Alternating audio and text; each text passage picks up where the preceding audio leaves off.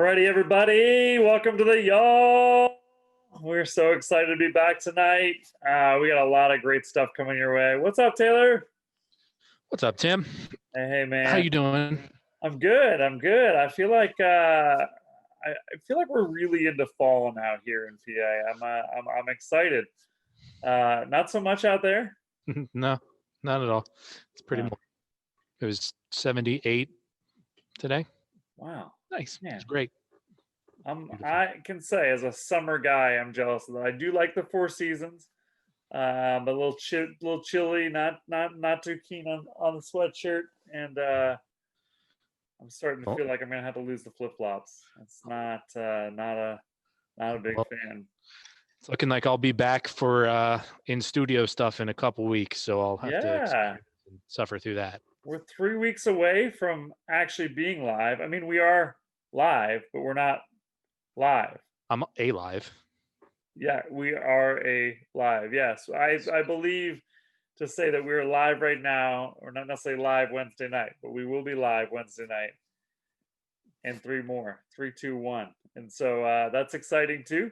We're excited to have some studio guests and some people in with us, some live game show stuff, some other things. But tonight, we took our little quiz show on the road. We should tell the fans a little bit about what's coming next. Well, we changed up the gauntlet a little bit, did a little bit more trivia centered, but it's mobile for sure. I think I'm going to call it Pop Quiz Mobile. I like Pop Quiz Mobile. Little quizzy, random. So, yeah. And we did some home drop-ins on some people who didn't know we were coming. Little surprise attack, and man, it was fun. A good time with Mikey V in the field today. So certainly more of that even after we go live. We'll still be doing some mobile on the go gauntlet kind of things, and as well as some in studio kind of things. Hey, we follow up with that tonight. We go right into a talk on relationships. Super bummed we couldn't be live with small groups last week, but we'll be back this week. Don't forget a blanket and some warm stuff. We're going to be outside also for three more Sundays. And so as we're doing that, just be prepared for great conversations on relationships this week. Watch Mandy's talk from last week, and listen tonight from some couples and some singles on some great tidbits on relationship stuff, quality words of wisdom. So hey, let's check out the pop quiz gauntlet and see who wins. Enjoy. What is up, y'all? We got myself, Biscuit, Mikey V, and Tim here today. What's going on, chauffeur? Yep, Tim's the wheels and the cameraman. Me and Mikey got a little plan today. You guys have been doing school. We want to make sure that you're properly educated, so we're just going to stop by some random people's houses today. Random, yes. And give them a pop quiz. So, let's do it. Go.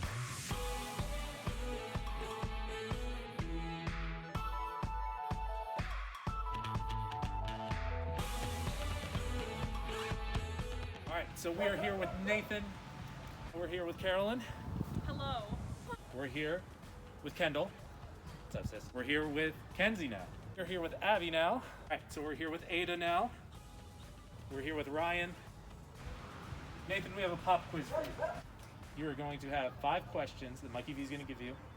You have 90 seconds to answer those questions. If you don't know the answer, you can pass. Are you ready? Yes. Can you handle this? No. Okay, you ready? Great. No. Okay, perfect. Love Go. your confidence. Go. Go. Go. A little girl kicks a soccer ball. It goes 10 feet and comes right back to her. It doesn't hit anything or anyone. How is this possible? She kicked it up. She kicked it up. Oh, I don't know. How is this possible? It's magical. It's magical, okay? She kicked it up. Okay. She kicked it uphill. How is this possible? Pass. Okay. She's on a hill. Okay. What are the 2 things you can never eat for breakfast? I have no idea. Okay. Lunch and dinner. Lunch and dinner. Good answer, good answer. Hey, A tree and grass. a tree and grass. What are the two things you can never eat for breakfast? Lunch and dinner. Lunch and dinner. Ooh, very good. Pass. Okay. A brick and steak. Okay. You have 12 fish in a tank and half of them drown. How many are still alive?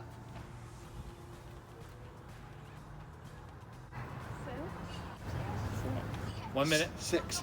1 minute. 6. 6. 6, okay. Done because they can't drown. A young boy was rushed to the ER, but the ER doctor saw the boy and refused to be the one to operate. This boy is my son, the doctor said, but the doctor wasn't the boy's father. How could this be?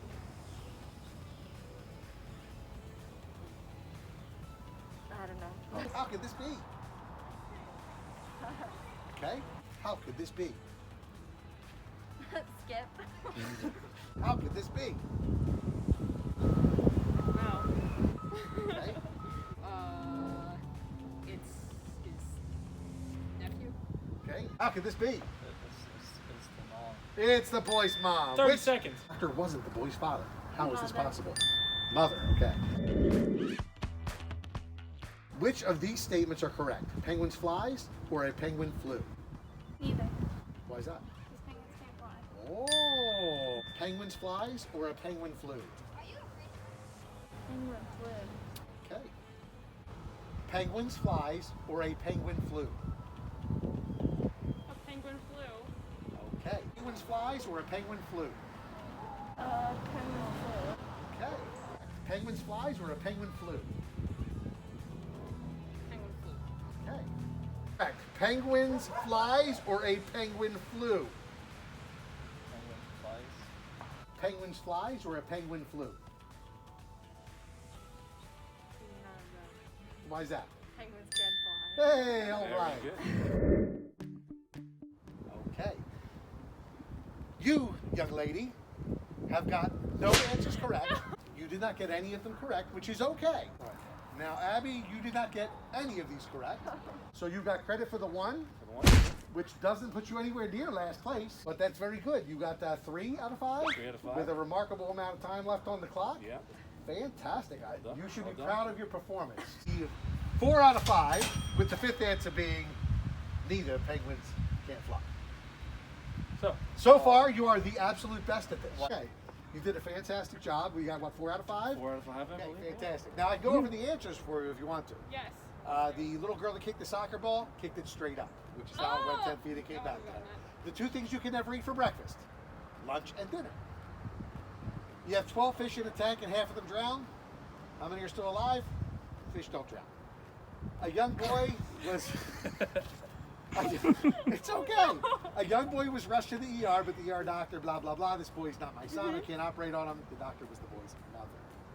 Oh, I've heard that one before. Ah, see, it all comes back. Which of these statements are correct? Penguin flies or a penguin flew? Neither. Penguins can't fly. So the little girl kicks a soccer ball. It goes 10 feet without hitting anything and comes right back to her because she kicked it straight up. Okay. The 2 things you can never eat for breakfast, lunch and dinner. Oh. You have 12 fish in a tank and half of them drown. How many are still alive? Fish can't drown, so they're all still alive. The young boy was rushed to the ER. The doctor said, that boy's my son, but that wasn't the boy's father because it was the boy's mother. And the statement about the penguins, neither is correct because penguins can't fly. What were the answers for you? So the way you can kick a ball 10 feet and it comes back to you without hitting anything is to kick it straight up. The 2 things you can't have, okay. It's okay, it's okay. Don't look at me like Yeah, that. he didn't write this. This is all Technically, Biscuit's I wrote fault. the present. Talk to your sister about that.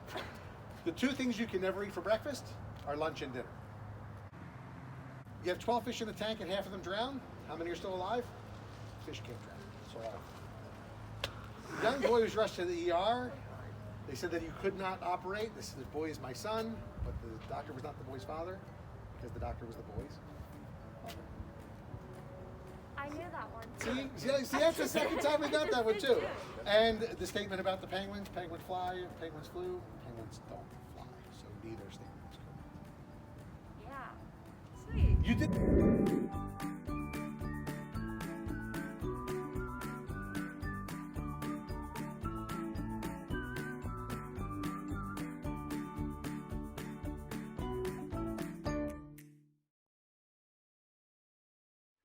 Hey everybody, welcome to week 2 of relationships in the for Youth at Hope Live. We're in the Wait For It series, and I hope that you listened to Mandy's message last week. Provide some excellent stuff for you to think about, ponder, and hopefully discuss in your small groups this coming Sunday night as you talk about relationships and what that means to be a high school student or even a 7th and 8th grader in this world. But tonight we thought we'd bring you some extra content, some wise words from some of your elders, and we thought we'd share some of our relationship stories. Why don't we kick it off? Yeah. So we've got a couple questions we're going to ask everybody. The first question is, what were you like in terms of waiting when you were in high school, college, or however if you're married, pre-meeting your spouse, and then in terms of waiting, what did that look like for you? And then how did you meet if you're married, how did you meet your spouse? And how did you know that they were, the big question everyone wants to know, how did you know that they were the one? Yeah, so fun. I know for me, and we often say this, Mandy and I are like the don't do this at home relationship. Ladies pay special attention. But I was the non-believer. I wasn't a Christian at the time, and I was definitely not a waiter. I was dating anybody that would go on a date with me at the time, which was more than one person. And when I first met Mandy, and I know that I was just impatient. I was anxious to get my life started, anxious to get ready. And I know that actually meeting Mandy actually caused me to slow down. And actually I became a waiter, and Mandy was the first person I was actually willing to wait for. I was not good at waiting. I remember like having crushes in like 2nd grade. I was like, as soon as I could get someone I was super quiet. So as soon as I figured out how to get someone to be interested in me, just a string of boyfriends all the way through high school, college, until I met this guy. But even when I met him, I was dating somebody else. And so I definitely had a hole in my heart that I was trying to fill with a person. And then we met. And how did we know? University. So we met playing Frisbee. Ultimate Frisbee, surprise. To nobody's at Eastern. Surprise. He threw me a pass. I caught it in the end zone. And the rest is history. But how did we know that each other was the one? Well, we didn't really. We just knew it took a little bit. That we were like basically thought we were the same person. We did. Turns out we're actually polar opposite people, but we thought we were the same person because we had so much in common. And really, we do have a lot in common, and we still love a lot of those same things, like being outdoors and playing Frisbee and stuff like that. But it definitely took some time before we were willing to. And also, Tim was not a believer, and so that was a very big deal to me. And so I definitely wasn't willing to marry someone who was not a believer. And it became a very serious deal for me too. I realized very quickly that I had to deal with Jesus before I could deal with Mandy. And so that is an awesome journey. I'd love to share more about that with you at some point. So hey, we should call on somebody else. Next. Let's do it. Jean, let's hear it. Oh, me. Well, I wasn't a believer in high school, so I actually didn't know waiting was even a thing. So I was like, kind of like you, Mandy. I just always had a boyfriend that I was dating throughout high school. But when I became a senior in high school, that's when I did become a believer. And then I kind of got a little bit more choosy about like who I would actually want to even date. So, but how Stuart and I we met our sophomore year in college in Christian fellowship. It's such a cheesy Christian college girl story. We met in our Christian fellowship. The girls always hung around with the guys on the weekends, and eventually, I don't even remember. He's not even here for me to remember some of the details. But our campus ministry had a weekend-long event where we would have like Christian music and speakers and that kind of stuff. And so that is actually the weekend that we started like dating was one of those nights. It was actually February 14th.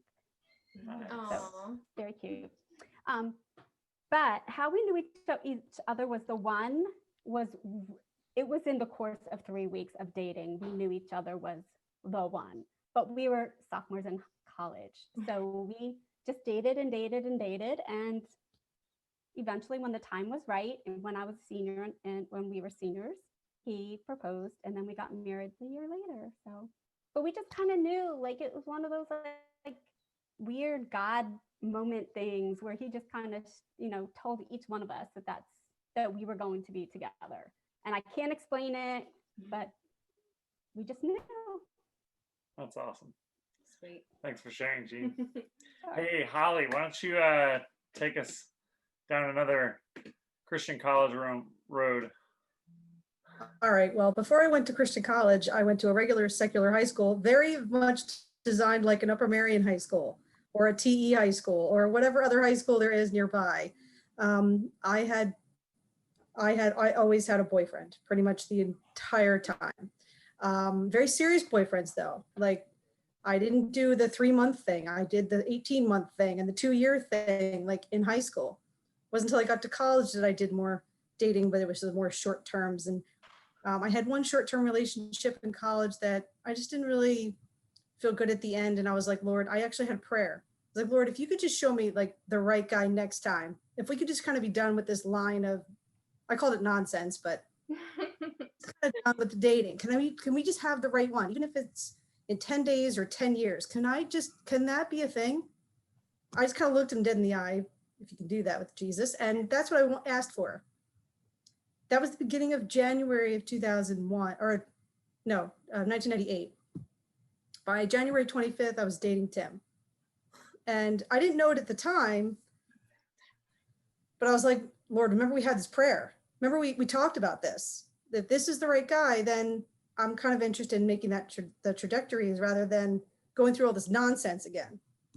Well, he made it very clear very quickly that Tim was the one. And it wasn't because of some, wonderful, beautiful, wave a wand, adorable feeling for me, although I love Jean's story. It's so cute. It really was it just felt more right. It felt more connected.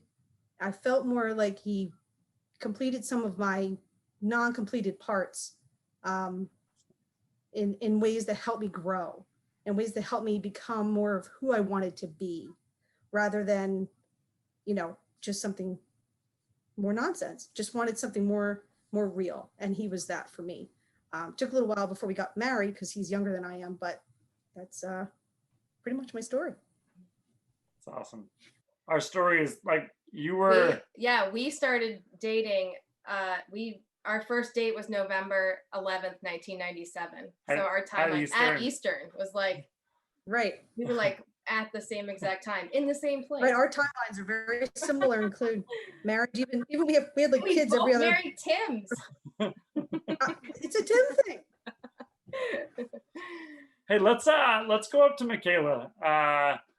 If you guys don't know, Michaela Smith been helping us out this fall. And you may not have met her husband yet, but I'm sure he'll come around at some point. No, we'll get him there eventually. My name's Michaela. I actually, so I got married in July of 2019, so I'm pretty fresh married.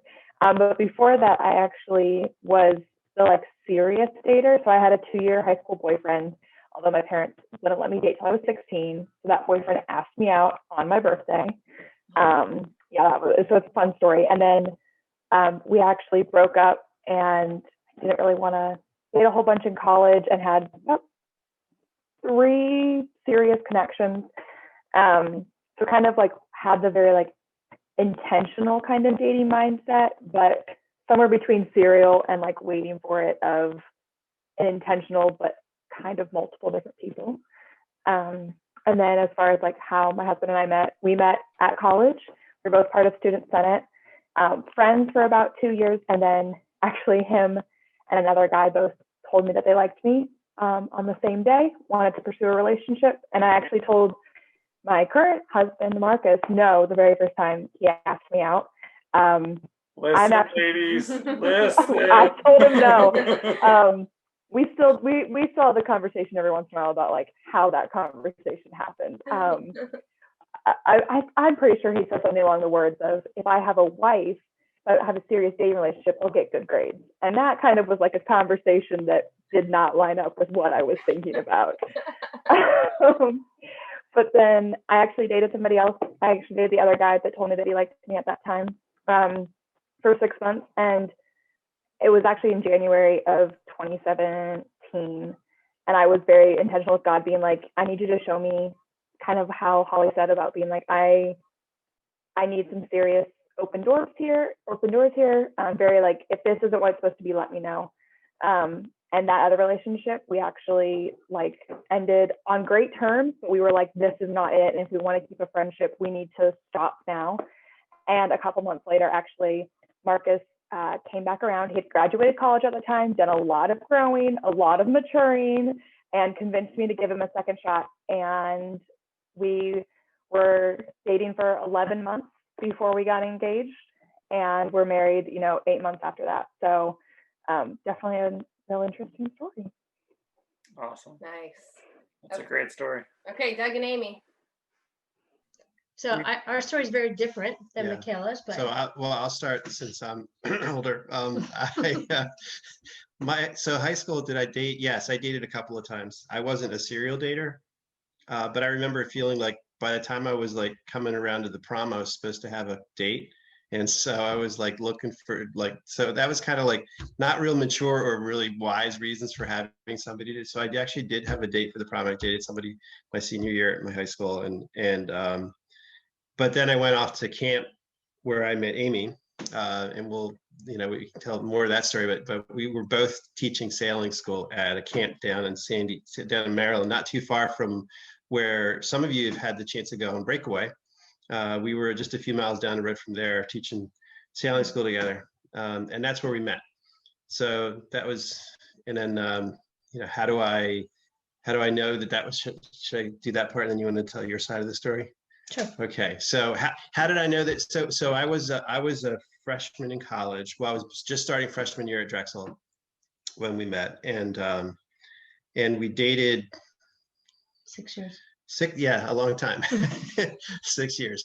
And so I don't know, partway through that, Amy and I had the conversation sometimes like, is this like the for real relationship? Is this what we're gonna have? And I remember praying to God and like, how do I know? How do I decide if this is the right thing? And the kind of the words that kept coming back to me were, it's not just, do you love her? Or are you attracted to her? Which I did, and I loved her and I still love her. And, but it was, is she, is she the right person for you in like thinking about in terms of like God, God has a plan for each of our lives. And is Amy serious about her relationship to God in addition to her relationship with me? And I could see that she was the right person. Like she had the maturity and the sense and understanding of her faith that I wanted to be true in my life as well. And so that's kind of how I thought about it. But anyway. So for me, my waiting period, I was 16 when I met Doug. I wasn't allowed to date till I was 16, just like you, Michaela.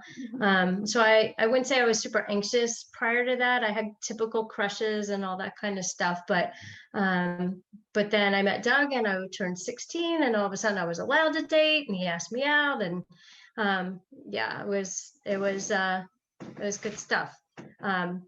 My parents, I look back and I'm like, okay, so I brought home a college freshman from camp. I'm not sure they were thrilled about that.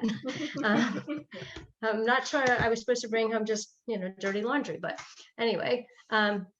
So we dated through high school and then I went off to college and I probably never told Doug this. He knows now, but I went off to college actually praying to God, like, okay, God, I was really young when we met.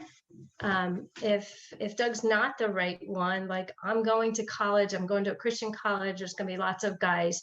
I'm willing to give this up if this is what you have for me, if he's not the right one. And it was probably a year into my college time that I was like, okay, God, I don't need to date because, and I didn't date anyone that year. met lots of great guys, but never felt like there was the right one. And so it was after freshman year that I realized Doug was the right one. A lot of the same reasons he said. I will tell you that I prayed way back in 8th grade, probably 7th grade, actually. I remember praying, probably similar to you, Holly, but just really young, that God would just protect my heart in dating, and that if it was his will that I might only date one person, that was the desire of my heart. I didn't realize that that was what was happening at 16. I don't think that's normal, to just date one person, but it's how it worked out for us. And so that's where we are. We got married. Our wait was the 6 years of dating. So we can speak of that. But that's our story. 30 years for us. Woohoo! All right. Congrats. Wow. Mikey V. Mike? Well, now, slightly different situation than Doug and Amy. I spent most of high school in a relationship with one girl for 4 years, for the most part, on and off. I would break off when it was convenient for me to go date some other girl, and then we'd be back together, which is not healthy for either of us, obviously. After that, I dated her best friend for 2.5 years, so that really didn't go over too well either. When that broke off, I started moving around to try to find myself, which put me in a lot of different cities and states up and down the East Coast. And I did not wait. I based a lot of my identity and my ability to have somebody on my arm, and that was not good. I found no fulfillment that way. I mean, I spent my whole life knowing that Jesus died for me, but my relationship with Christ was surface at best.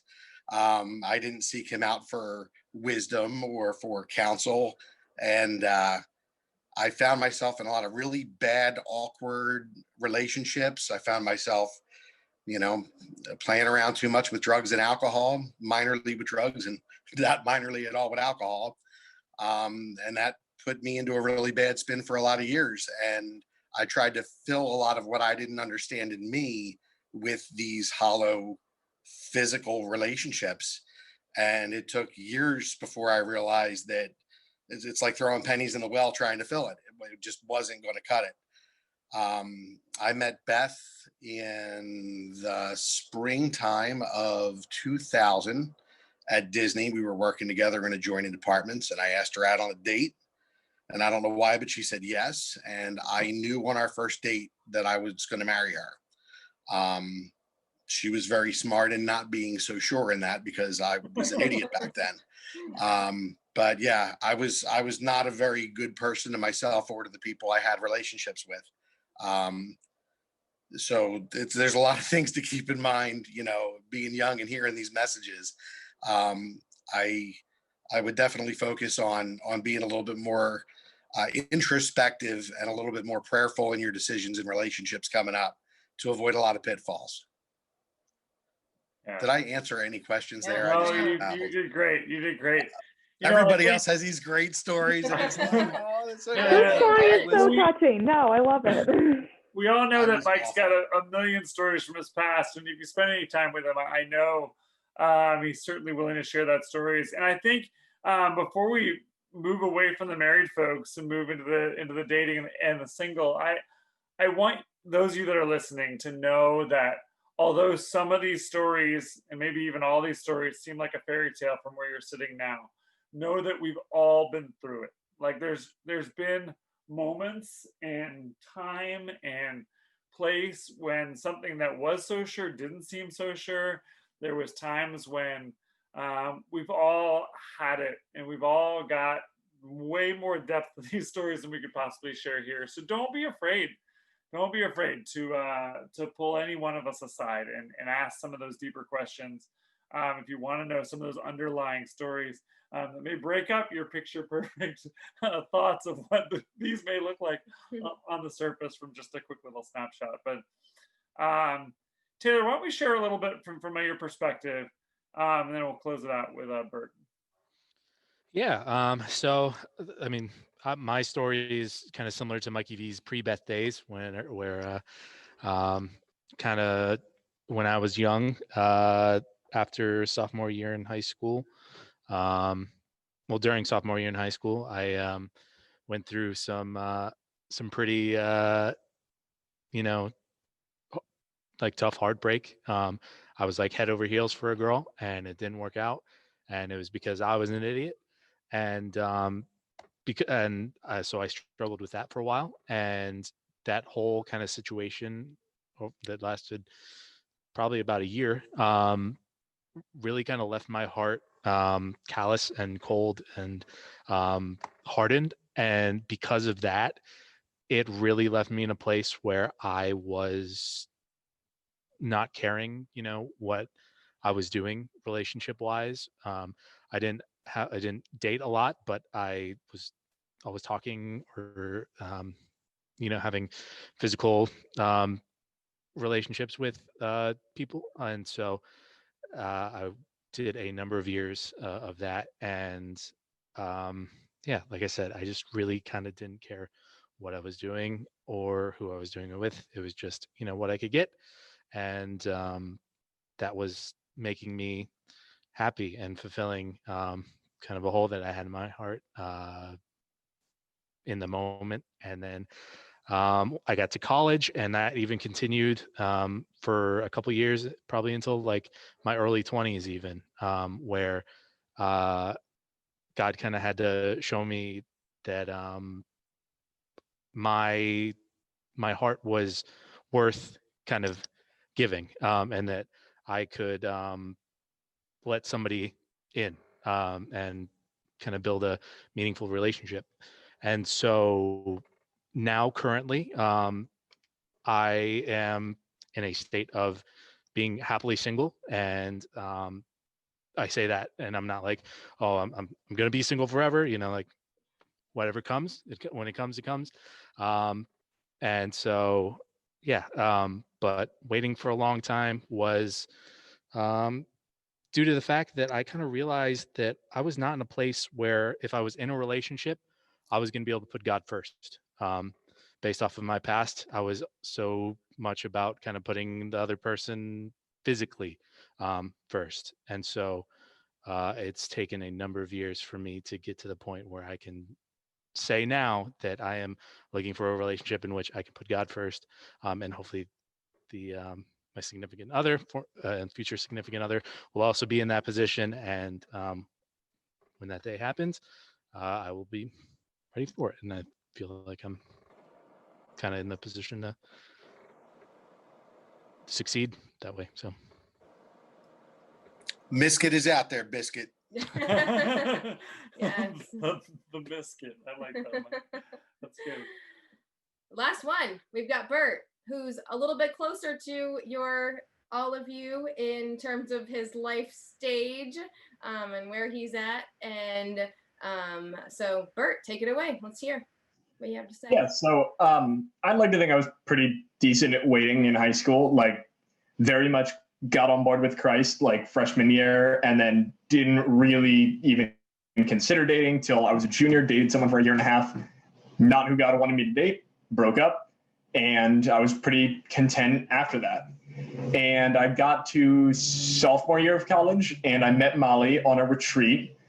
She's a year younger, so she was on the retreat. I was leading the retreat. I got to speak and got to know her a little bit, like after that. And then after that, met her, like actually talked to her for the first time in an Einstein's Bagels while I was picking my schedule. And she watched me have a panic attack and then calm down and then try to be like an encouraging good friend. And after that, we got lunch together once. And I remember it just kind of being an awkward meal because I ate right before that. So I was just eating a lot of fruit and trying to like pretend to eat. But then I overate because she was the best person in the world to talk to listen to. I could, if someone locked me in a room for 24 hours and I had to pick someone to do, like spend time with, it's going to be Molly. And I tried to deny it. I'm like, nah, I don't like her. Like, I'm content being single. Like, I should just stay single. Got to junior year, which was last year, and I was actually at a place where Taylor was, where I was just 100% content being single for no matter how long God wanted me for. And it came from a place of knowing that I was going to win. It's sort of like in middle school youth group when Taylor starts playing dodgeball with one of the teams and they just can rest easy in knowing that he's going to catch the ball if they get out. I could rest easy in knowing that married, single, dating, engaged, anything in that or in between that, I'd be okay. And that I could put God first. And then I saw Molly again. We started to become closer friends. And I realized that I wanted to keep talking to her for a long time. I was a better person around her, and she consistently challenged me to be a better follower of Christ. So while I was out to lunch or dinner, 20 minutes from campus, I decided I was going to ask her out, made a plan, got in the car, found her on campus. She was leading worship, actually. And then I was like, oh, man, I was just walking by. Can I walk you home? And guys, keep paying attention. And then I walked her the mile back to her house and then waited for the friend that came with her to leave, asked her out with words on a date. And it was very, very good. And yes, so take notes. No, don't take notes. I made a lot of mistakes. Take notes on those. But yeah, I'm really happy. She pushes me to be better, and I delight in spending time with her, and we are both closer to Jesus because we're dating. Wow. Thanks, Bert. That's a lot of wisdom from a lot of people. Thanks, everybody, for sharing. I hope that all of you have heard from everyone here a couple of things. Number one, that we have all sought Jesus first, and that these relationships, asking God for his wisdom and his counsel and what we should do, and then making sure this is a relationship, number one, where we can put Jesus first, keep Jesus first, but also Tim and I, we didn't say that part, but like that was the thing for us, was that he makes me a better person, and he would probably, would you say the same about me? Yes. Like it's this like, wow, I become more fully me when I'm around him. And so I hope you heard that from us, and heard all of our wisdom, all of our stories. Thank you so much for joining us and for hearing us, and thank you, leaders, for participating. Thanks, everybody. It's been an awesome night. Worship to follow.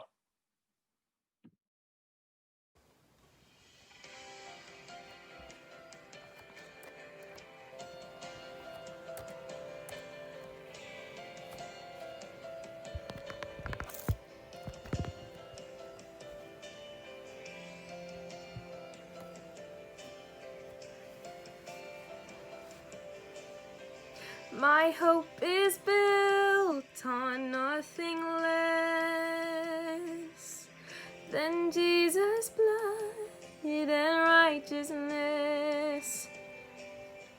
I dare not trust the sweetest frame, but wholly trust in Jesus' name.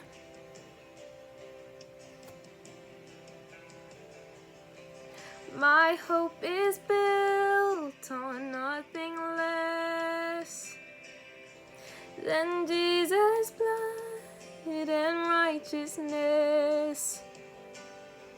I dare not trust the sweetest frame, but wholly trust in Jesus' name.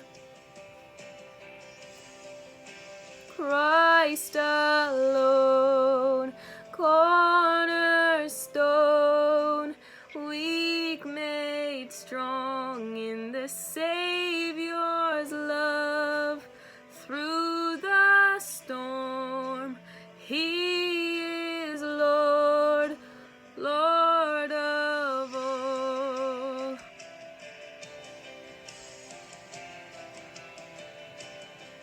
When darkness seems to hide his face, I rest on his unchanging grace.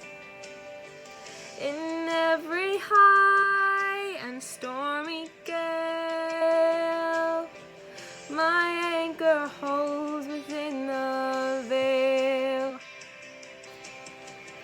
My anchor holds within the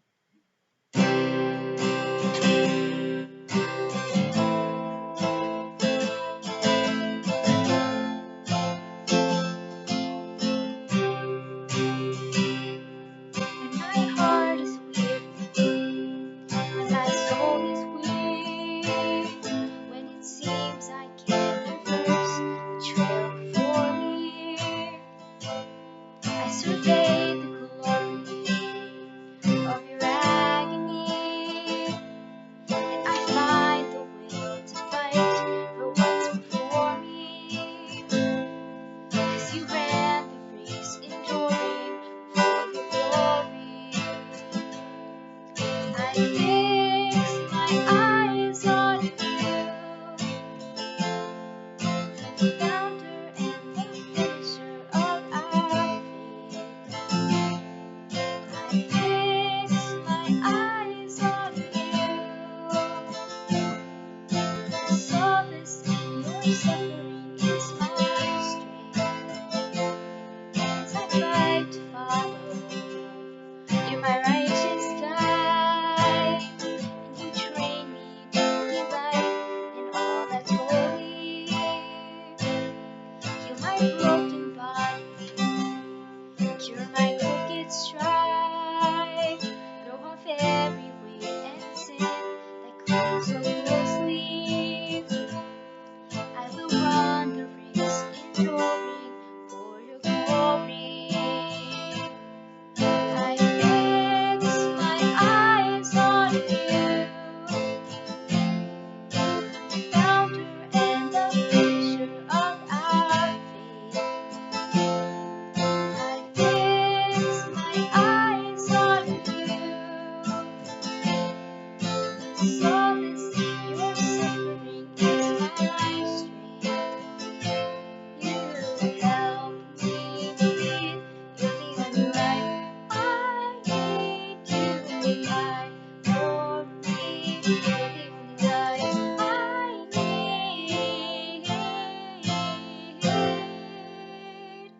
I fix my eyes on you, the founder and the finisher of our faith. I fix my eyes on you, the solace in your suffering